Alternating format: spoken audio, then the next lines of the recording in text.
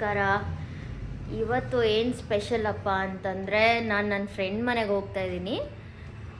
ಅವಳು ಹಳ್ಳಿ ಕಡೆ ಸಾಂಬಾರು ಮಾಡ್ತಾರಲ್ಲ, ಅದರಲ್ಲೆಲ್ಲ ತುಂಬ ಫೇಮಸ್ಸು. ಸೊ ಇವತ್ತೇನು ರೆಸಿಪಿ ಅಂತಂದರೆ, ಅವ್ರ ಮನೆಗೆ ಹೋಗ್ಬಿಟ್ಟು ಅವಳ ಕೈಲಿ ಅಡುಗೆ ಮಾಡಿಸೋದು. ಏನು ಸ್ಪೆಷಲ್ ಮಾಡ್ತಾಳೆ ಅಂತ ನಾವು ಅಲ್ಲಿಗೆ ಹೋಗಿ ತಿಳ್ಕೊಳ್ಳೋಣ. ಬ್ರೇಕ್ಫಾಸ್ಟ್ ಆಯಿತು ಅಷ್ಟೇ. ವಿಕ್ಕಿ ಬೆಳಿಗ್ಗೆನೇ ಶೂಟಿಗೆ ಹೋದರು. ಸೊ ದೂರ ಹೋಗಬೇಕು ಅಂತ ಬೆಳಿಗ್ಗೆನೇ 7 ಗಂಟೆಗೆ ಹೋದರು. ಸೊ ನಾನು ಎಗ್ ರೈಸ್ ಮಾಡ್ಕೊಂಡಿದ್ದೆ, ಎಗ್ ರೈಸ್ ತಿಂದೆ. ಇವಾಗ ನಾನು ನಮ್ಮ ಫ್ರೆಂಡ್ ಮನೆ ದೂರ ಎಲ್ಲೂ ಇಲ್ಲ, ಕೆಳಗಡೆನೇ ಇರೋದು. ಸೊ ಕೆಳಗಡೆ ಹೋಗ್ತಾ ಇದ್ದೀವಿ. ಹೋಗ್ಬಿಟ್ಟು ಅಲ್ಲಿ ನಾನು ಅವಳ ರೆಸಿಪಿನ ಹೇಗೆ ಮಾಡ್ತಾಳೆ ಏನು ಅಂತ ತಿಳ್ಕೊಂಡು ನಿಮಗೆ ತೋರಿಸ್ತೀನಿ. ಮತ್ತು ಇನ್ನೊಂದು ಕಡೆ ಎಲ್ಲೋ ಹೋಗಬೇಕಾಗಿದೆ, ಅದೂ ಆದರೆ ನಾನು ವಿಡಿಯೋ ಮಾಡಿ ಹಾಕ್ತೀನಿ. ಸೊ ಇದು ಅವ್ರ ಮನೆ. ನಾನು ಹೇಳಿಲ್ಲ, ಸಡನ್ನಾಗಿ ಹೋಗೋಣ ಏನು ಮಾಡ್ತಾ ಇದ್ದಾರೆ ಅಂತ. ನಂದು ಏನು ಘಮ ಘಮ ಅಂತ ವಾಸನೆ ಬರ್ತಿದೆ ಇಲ್ಲಿ. ಆಗಲೇ ಮಾಡ್ತಾ ಇದೆಯಾ? ಇಲ್ಲಿ ನೋಡಿ, ಇವ್ರ ಮನೆ ಅಕ್ವೇರಿಯಂ ಎಷ್ಟು ಚೆನ್ನಾಗಿದೆ. ಹೆಂಗೆ ಗೊತ್ತಾ? ಏನು ನಂದು ಸಿಲ್ಲಿ ಲಲಿನಾ? ಪಿಂಕು ಡಿಂಕು. ಸಿಲ್ಲಿ ಲಿಲ್ಲಿ ಪಿಂಕು ಡಿಂಕು ಅಂತ ಇದ್ರೆ ಹೆಸರುಗಳು. ಎಷ್ಟು ಚಂದ ರಿಯಾಕ್ಟ್ ಮಾಡ್ತಾವ ಗೊತ್ತಾ? ಇವೆಲ್ಲ ಸಖತ್ತಾಗಿದೆ ಇದು. ಅಲ್ಲಿ ನೋಡಿ ಚೆನ್ನಾಗಿದೆ ಅಲ್ಲ? ಇದು ನಂದು ಅವ್ರ ಮನೆ. ಅವಳಾಗಲೇ ಸಾಂಬಾರು ಮಾಡಕ್ಕೆ ರೆಡಿ ಮಾಡ್ಕೋತಾ ಇದ್ದಾಳೆ. ಏನ್ ಮಾಡ್ತಾ ಇದ್ಯಾ? ಇವಾಗ ಹಾಲ್ ಸಾರು ಮಾಡೋಣ ಅಂತ ರೆಡಿ ಮಾಡ್ತಿದ್ದೆ. ಸೊ ಹಾಲ್ ಸಾರು ಯೂಶಲಿ ಯಾರು ಅಷ್ಟು ಲೈಕ್ ಮಾಡಲ್ಲ. ನಮ್ಮ ಕಡೆ ಎಲ್ಲ ತುಂಬಾ ಫೇಮಸ್ ಮುದ್ದೆಗೆ ಹಾಲ್ ಸಾರು. ಆಕ್ಚುಲಿ ನಾನ್ ಹೊಸದಾಗಿ ಬಂದಾಗ ಇಲ್ಲಿಗೆ ನನಗೆ ಹಾಲ್ ಸಾರು ಅಂದ್ರೆ ಏನಂತ ಗೊತ್ತಿರ್ಲಿಲ್ಲ. ತುಂಬಾ ಜನ ಮಾಡ್ತಾರೆ, ಬಟ್ ತುಂಬಾ ಜನಕ್ಕೆ ಇದು ಗೊತ್ತಿಲ್ಲ. ಹಾಲೆಲ್ಲ ಸ್ಮೆಲ್ ಎಲ್ಲ ಟೇಸ್ಟ್ ಮಾಡೋರು ಯಾರು ಅಷ್ಟೊಂದು ಇಷ್ಟಪಡಲ್ಲ. ಬಟ್ ನಮ್ಗಂದ್ರೆ ತುಂಬಾ ಇಷ್ಟಪಟ್ಟು ನಮ್ಮ ಮನೇಲಿ ತಿಂತಾರೆ. ಅದಕ್ಕೆ ಬೇಕಾಗಿರೋದು ಏನಂದ್ರೆ ಈ ತರ ಹಸಿ ಕಾಳು ಹಾಕೊಂಡ್ರೆ ತುಂಬಾ ಚೆನ್ನಾಗಿರುತ್ತೆ. ಒಣಗಿದ ಕಾಳೆಲ್ಲ ಚೆನ್ನಾಗಿರಲ್ಲ. ಹಸಿದು ಅವರೆಕಾಳಾಗ್ಲಿ, ತೊಗರಿಕಾಯಿ, ಆಮೇಲೆ ಈ ತರ ಹಲಸುಂಡೆಕಾಯಿ, ಈ ತರ ಎಲ್ಲ ಹಾಕೊಂಡ್ರೆ ತುಂಬಾ ಚೆನ್ನಾಗಿರುತ್ತೆ. ತುಂಬಾ ಮಿಕ್ಸ್ ಮಾಡಿದಲ್ಲ, ಬೇರೆ ಬೇರೆ ವೆರೈಟೀಸ್. ಏನಿಲ್ಲ, ಅವರೆಕಾಳು ಪ್ಲಸ್ ಹಲಸಂದ್ರೆ ಕಾಳು ಅಷ್ಟೇ. ಇದು ಊರಿಂದ ನಾವು ಬೆಳ್ದಿ ಹಂಗೆ ತಗೊಬಂದು ಮಾಡ್ತಾ ಇರೋದು. ಸಾಂಬಾರ್ ತುಂಬಾ ಟೇಸ್ಟ್ ಆಗಿರುತ್ತೆ. ಸೊ ಇದನ್ನ ಆಲ್ರೆಡಿ ತೊಳೆದು ಇಟ್ಕೊಂಡಿದೀನಿ ನಾನು. ನೀರ್ ಸ್ವಲ್ಪ ಬಿಸಿ ಮಾಡಾದ್ಮೇಲೆ ಒಂದ್ ಸ್ವಲ್ಪ ನೀರು ಬಿಸಿ ಮಾಡಾದ್ಮೇಲೆ ಕುಕ್ಕರ್ಗೆ ಹಾಕೋಬೇಕು. ಬೇಯಿಸ್ಕೋಬೇಕಾ? ಒಂದ್ ವಿಷಲ್ ಇಟ್ಕೊಂಡು ಬೇಯಿಸ್ಕೋಬೇಕು. ಸಾಕು ಒಂದ್ ವಿಷಲು, ಯಾಕಂದ್ರೆ ಹಸಿದಲ್ವಾ ಬೇಗ ಬೇಯೋಗುತ್ತೆ. ಈ ತರ ಮಾಡ್ಬಿಟ್ಟು ಸ್ವಲ್ಪ ನೀರ್ ಹಾಕಿ ಇದಕ್ಕೆ ಸಾಲ್ಟ್ ಹಾಕೋಬೇಕು. ಅವಾಗ ಸ್ವಲ್ಪ ಟೇಸ್ಟ್ ಸಿಗುತ್ತೆ. ನಾನು ಯೂಶಲಿ ರೆಡ್ ಸಾಲ್ಟ್ ಯೂಸ್ ಮಾಡೋದು, ನಾರ್ಮಲ್ ಸಾಲ್ಟ್ ಯೂಸ್ ಮಾಡಲ್ಲ. ನೀನು ಪಿಂಕ್ ಸಾಲ್ಟ್ ಯೂಸ್ ಮಾಡಲ್ಲ? ಸಾಲ್ಟ್ ಬಿಕಾಸ್ ಹೆಲ್ತ್ ಒಳ್ಳೇದು ಅಂತ ಸ್ವಲ್ಪ ಈ ತರ ಸಾಲ್ಟ್ ಹಾಕಿ ಬೇಯಿಸ್ಕೋಬೇಕು. Okay, done. ಈಗ ಒಂದ್ ವಿಸಿಲ್. ಒಂದ್ ವಿಸಿಲ್.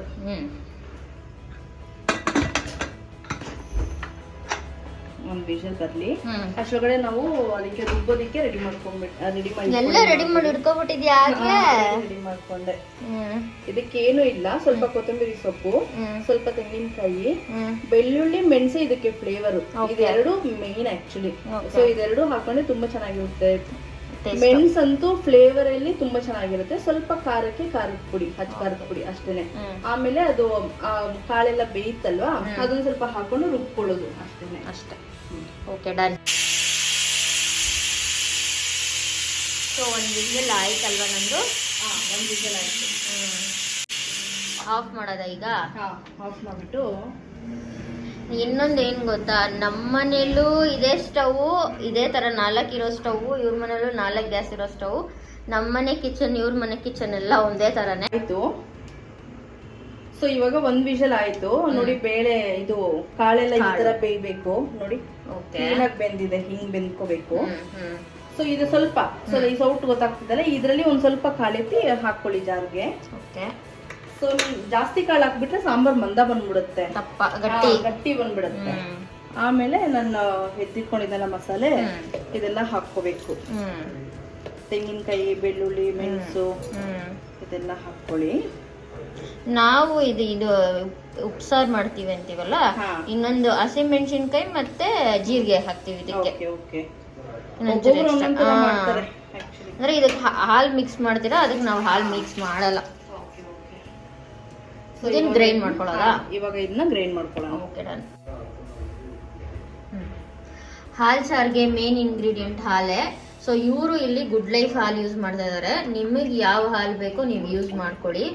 ಪ್ಲಸ್ ಇನ್ನೊಂದೇನು ಅಂತಂದರೆ ಅವ್ರು ಯಾವಾಗಲೂ ಆರೋಗಿರೋ ಹಾಲು ಹಾಕಿರ್ಬೇಕಾದ್ರೆ ಒಂದು 2-3 ಸಲ ಒಡೆದೋಯ್ದಂತೆ ಹಾಲು. ಸೊ ಅವಳು ಇವಾಗ ಹಾಲನ್ನ ಬಿಸಿ ಮಾಡಿಕೊಂಡು ಸಾಂಬಾರ್ಗೆ ಯೂಸ್ ಮಾಡ್ತಾ ಇದ್ದಾಳೆ.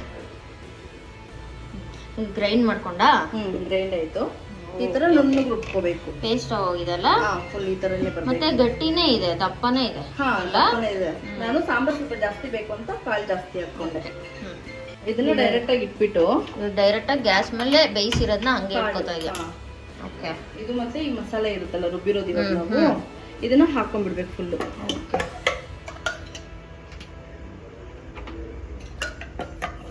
ಇದನ್ನ ಈ ಥರ ಫುಲ್ ಹಾಕೊಂಡ್ಬಿಟ್ಟು ಕ್ಲೀನಾಗಿ ಹಾಕೊಂಡ್ಬಿಡಿ. ತೆಳ್ಳಗ್ ಬೇಕಾದ್ರೆ ತೆಳ್ಳಗ್ ಮಾಡ್ಕೊಳ್ಬಹುದು. ಹಾಲು ಹಾಕಿದ್ರೆ ಇವಾಗೇನ್ ನೀವೇನ್ ನೀರ್ ಹಾಕೋದೇನ್ ಬೇಡ, ಆಲ್ರೆಡಿ ಬೆಂದಿರೋ ನೀರಿದೆ. ಆಮೇಲೆ ಮಸಾಲೆ ನೋಡಿ ಈ ತರ ಬರುತ್ತೆ. ಈ ತರ ಬಂದಾಗ ಇನ್ ಸ್ವಲ್ಪ ಗಟ್ಟಿ ಆಗತ್ತೆ. ಇದು ಕುದಿಬೇಕು ಚೆನ್ನಾಗಿ, ಮಸಾಲೆ ಎಲ್ಲ ಬೇಯ್ಬೇಕಲ್ಲ. ಸೊ ಅದಕ್ಕೆ ಕುದಿಬೇಕು. ಕುದ್ದಾದ್ಮೇಲೆ ಸ್ವಲ್ಪ ಗಟ್ಟಿ ಆಗತ್ತೆ. ಆಮೇಲೆ ಹಾಲು ಹಾಕೋದು. ಸಾರು ಕುದೀತಾ ಇದೆಯಲ್ಲ ನಂದು ಆಗ್ಲೇ ಘಮ ಘಮ ಅಂತಿದೆ. ಹಸಿ ಕಾಳು ಸಾರಲ್ಲ? ಹಸಿ ಕಾಳು ಸಾಂಬಾರ್ ಯಾವತ್ತೂ ಟೇಸ್ಟ್. ಈ ತರ ಇಷ್ಟು ಗಟ್ಟಿ ಆಗುತ್ತೆ ನೋಡಿ. ಈ ತರ ಮಂದಾದಾಗ ನಾವು ಹಾಲು ಹಾಕೊಂಡ್ಬಿಡೋಣ.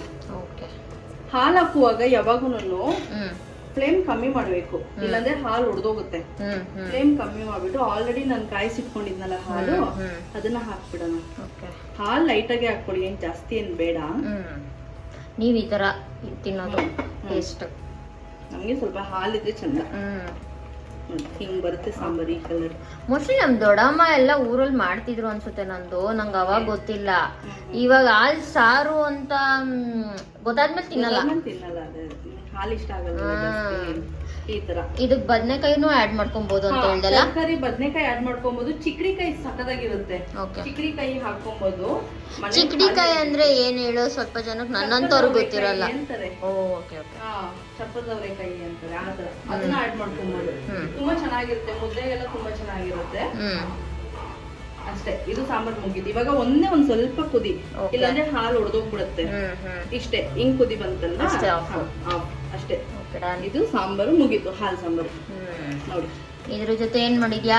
ರೈಸಾ ಏನು? ಇದ್ರ ಜೊತೆ ರೈಸು ಮಾಡಿದೀನಿ, ಪ್ಲಸ್ ಮುದ್ದೆ ತುಂಬಾ ಚೆನ್ನಾಗಿರುತ್ತೆ. ಆಗ್ಲೇ ಮಾಡ್ಬಿಟ್ಟಿದ್ಯಾ?